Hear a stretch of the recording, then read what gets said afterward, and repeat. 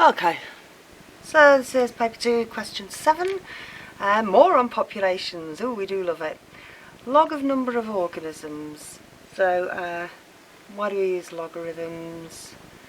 We use them to sort out large numbers, large range really of numbers, to make it more sensible. We've got time along the bottom. So this is population, typical growth curve for a population of organisms. Indicate and label clearly on the graph. Indicate.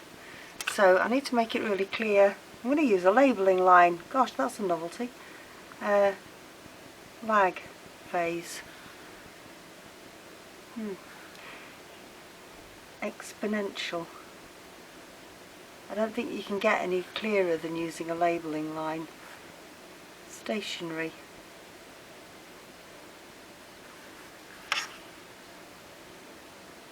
Death.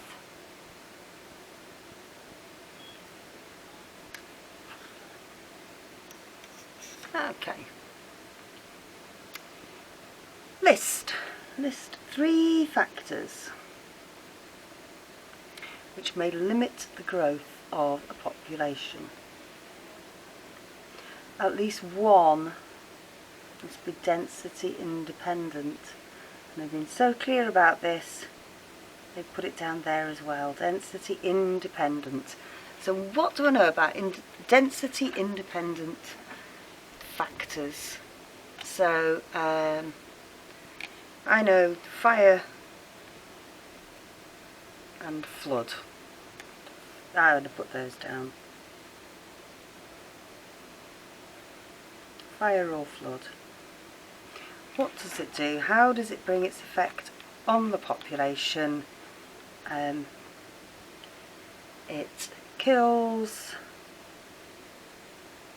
population irrespective of size. It doesn't matter whether I've got one tree in the wood or 50,000. They're burning, they're burning.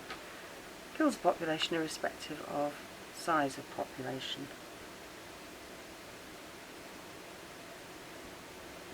Okay, that leaves me with 2 other factors. Now, they've got 7 on this.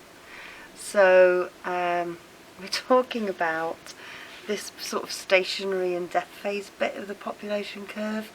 So you could, say lack of food or water, predation, parasitism, disease, they're producing toxic wastes, any of those things, and then how it brings about its effect. So I would think, I need to choose 2 that I can explain the effect. So if I put lack of food or water, I could put, increased competition, means everybody gets less of the resource. That's quite a long-winded thing to say.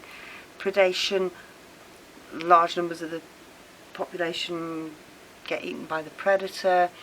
Parasites reduce the reproductive capacity of the population. It's quite a tricky one. Disease might kill or reduce the reproductive capacity. Toxic waste poison the organisms. I'm going to go for toxic waste on the basis of that, because then I can just say it poisons the organisms. Toxic waste